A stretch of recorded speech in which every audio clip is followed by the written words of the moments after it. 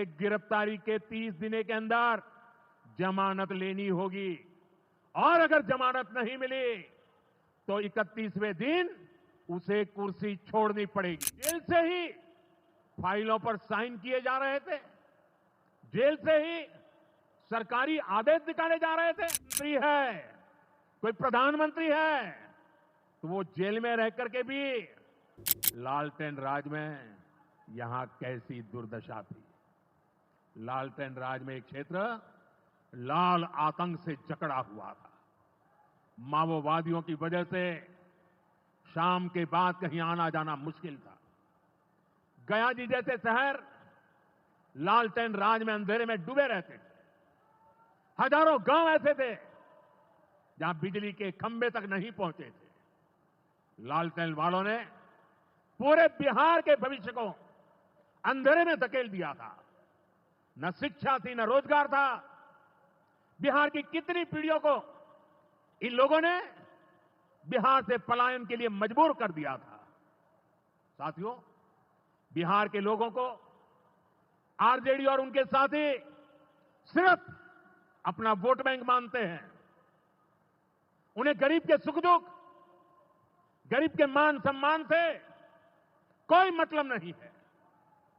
आपको याद होगा, कांग्रेस के एक मुख्यमंत्री ने मंच से कह दिया था कि अपने राज्य में बिहार के लोगों को घुसने नहीं देंगे। बिहार के लोगों से कांग्रेस की इतनी नफरत, बिहार के लोगों के प्रति इतनी घृणा और कोई भूल नहीं सकता। कांग्रेस का बिहार के लोगों के प्रति जो दुर्व्यवहार देखने के बाद भी यहां आरजेडी वाले गहरी नींद में सोए पड़े थे।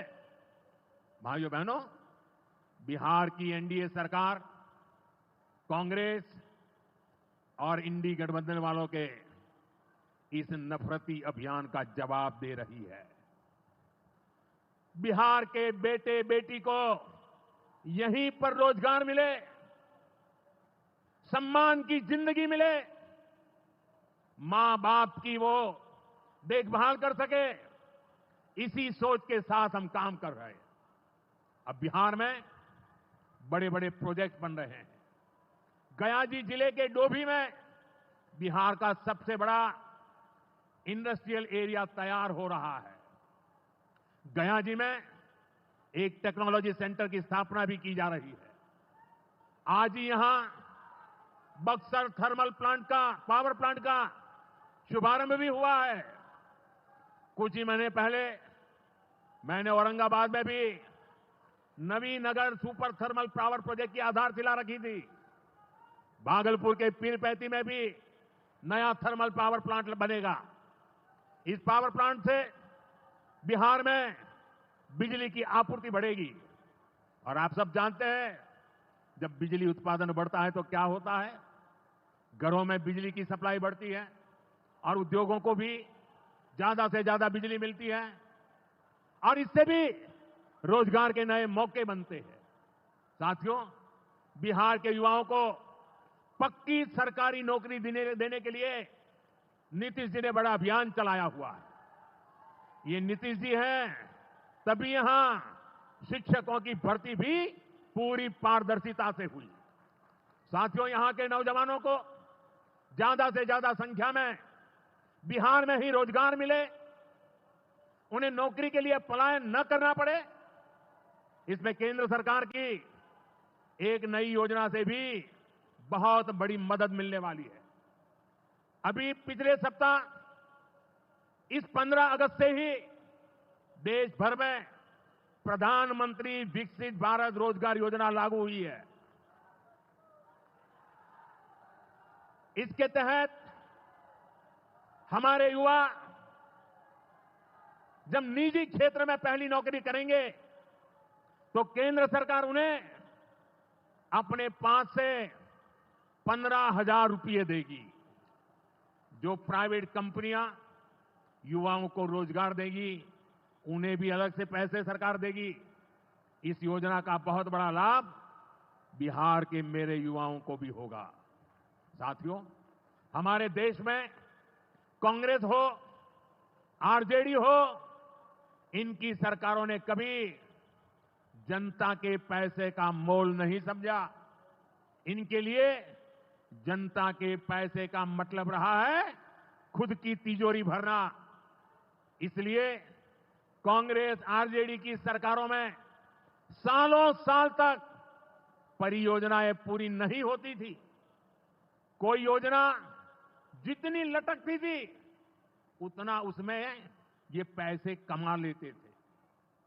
अब इस गलत सोच को भी एनडीए सरकार ने बदल दिया है।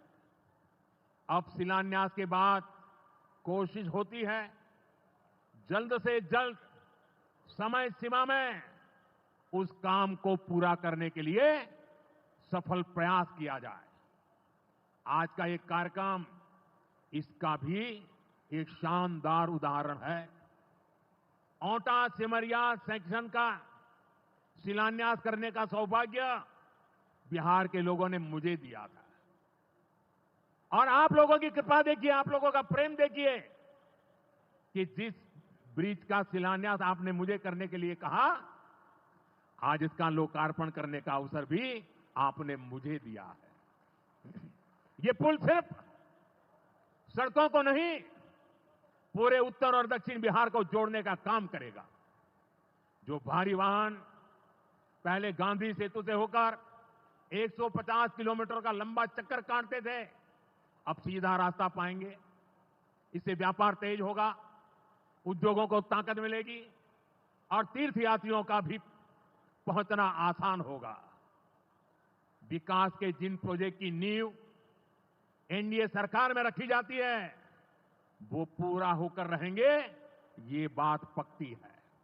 साथियों, एनडीए की डबल इंजन सरकार यहां रेलवे के विकास के लिए भी तेजी से काम कर रही है। अमृत भारत स्टेशन योजना के तहत गयाजी रेलवे स्टेशन को आधुनिक बनाया जा रहा है। इससे गयाजी रेलवे स्टेशन पर यात्रियों को एयरपोर्ट जैसी सुविधाएं मिलेगी। आज गया वो शहर है जहां राजधानी, जनशताब्दी और made in India Vande Bharat ट्रेनों की सुविधा उपलब्ध है। गयाजी, सासाराम, प्रयागराज, कानपुर होते हुए दिल्ली तक सीधा कनेक्शन बिहार के युवाओं को, यहां के किसानों को, यहां के व्यापारियों के लिए नई संभावनाएं बना रहा है। भाई और बहनों, आपके आशीर्वाद से, देश के अटूट भरोसे के कारण साल 2014 में प्रधानमंत्री के तौर पर शुरू हुआ मेरा सेवा काल, ये सेवा काल निरंतर जारी है। इतने वर्षों में हमारी सरकार पर भ्रष्टाचार का एक भी दाग नहीं लगा। जबकि आजादी के बाद कांग्रेस की सरकारें जो 60-65 साल तक सरकार में रही है, उनके भ्रष्टाचार की लंबी लिस्ट है। आरजेडी का भ्रष्टाचार तो बिहार का बच्चा बच्चा जानता है।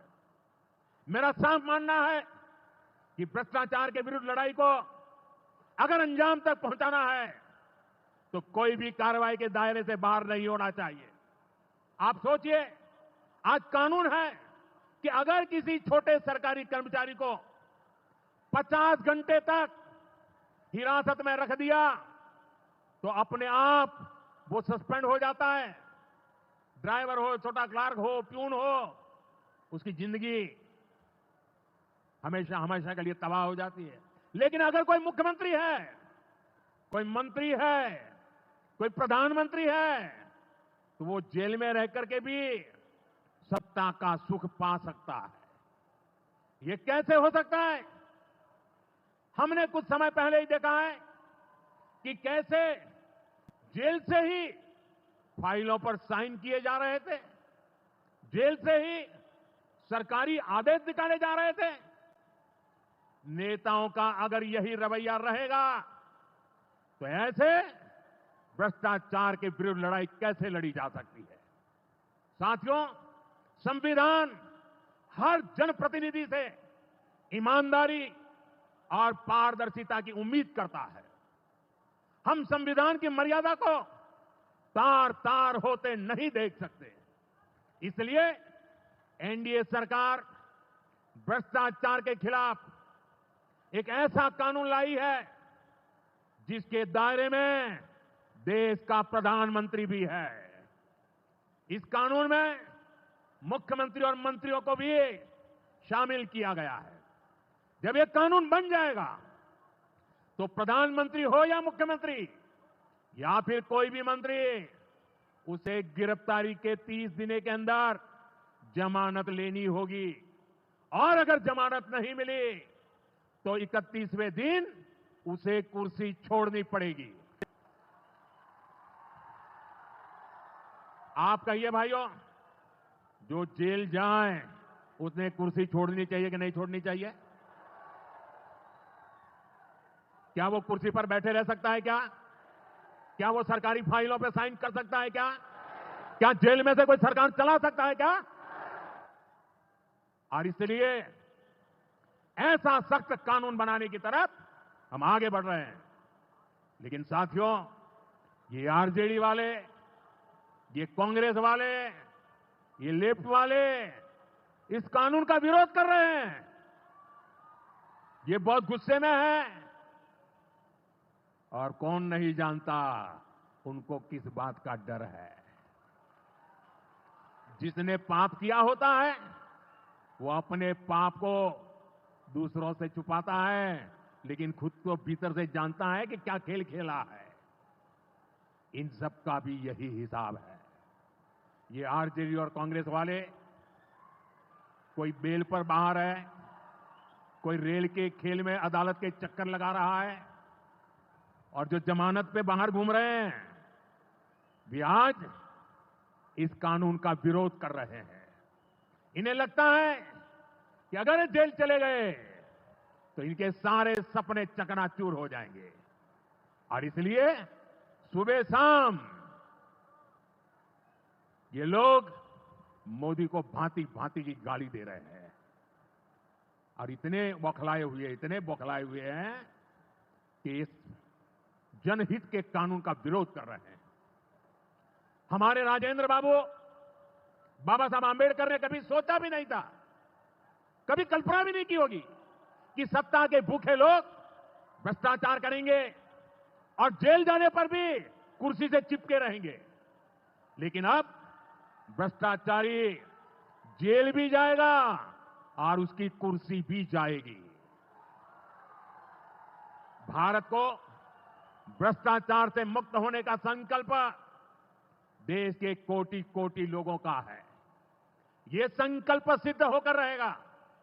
साथियों, मैंने लाल किले से एक और खतरे की बात की है और ये खतरा बिहार पर भी है। देश में घुसपैठियों की बढ़ती संख्या चिंता का विषय है। बिहार के सीमावर्ती जिलों में तेजी से डेमोग्राफी बदल रही है। इसलिए एनडीए सरकार ने तय किया है कि देश का भविष्य घुसपैठियों को नहीं तय करने देंगे। घुसपैठियों को बिहार के युवाओं के रोजगार नहीं छीनने देंगे। जिन सुविधाओं पर भारतीय लोगों का अधिकार है उस पर घुसपैठियों को डाका नहीं डालने देंगे। इस खतरे से निपटने के लिए मैंने डेमोग्राफी मिशन शुरू करने की बात कही है। बहुत जल्द ये मिशन अपना काम शुरू करेगा। हम हर घुसपैठियों को देश से बाहर करके ही रहेंगे। आप मुझे बताइए, एक घुसपैठियों को निकालना चाहिए कि नहीं निकालना चाहिए? क्या ये घुसपैठिए आपका रोजगार छीन ले आपको मंजूर है? एक घुसपैठिया आपकी जमीन पे कब्जा कर ले आपको मंजूर है? ये घुसपैठिया आपका हक छीन ले आपको मंजूर है? बिहार के आप सभी लोग देश के भीतर बैठे घुसपैठियों के समर्थकों से भी सावधान रहिए। जान जाइए कौन घुसपैठियों के साथ खड़ा है। कांग्रेस और आरजेडी जैसे दल बिहार के लोगों का हक छीनकर घुसपैठियों को देना चाहते हैं। तुष्टीकरण के लिए, वोट बैंक को बढ़ाने के लिए कांग्रेस आरजेडी वाले कुछ भी कर सकते हैं, कितने ही नीचे जा सकते हैं। इसलिए बिहार के लोगों को बहुत सतर्क रहना है। साथियों, हमें हमारे बिहार को कांग्रेस आरजेडी की बुरी नजर से बचाकर रखना है। बिहार के लिए ये समय बहुत अहम है। बिहार के युवाओं के सपने पूरे हो, बिहार के लोगों की आकांक्षाओं को नई उड़ान मिले, इसके लिए केंद्र सरकार और नीतीश जी के साथ हम कंधे से कंधा मिलाकर बिहार के कल्याण के लिए काम कर रहे हैं। बिहार में विकास की गति बनी रहे, इसके लिए डबल इंजन की सरकार लगातार मेहनत कर रही है। आज के विकास प्रोजेक्ट इसी दिशा में महत्वपूर्ण कदम है। मैं एक बार फिर इन परियोजनाओं के लिए बिहार को बहुत बहुत बधाई देता हूं। मेरे साथ बोलिए, भारत माता की, भारत माता की, भारत माता की। बहुत बहुत धन्यवाद।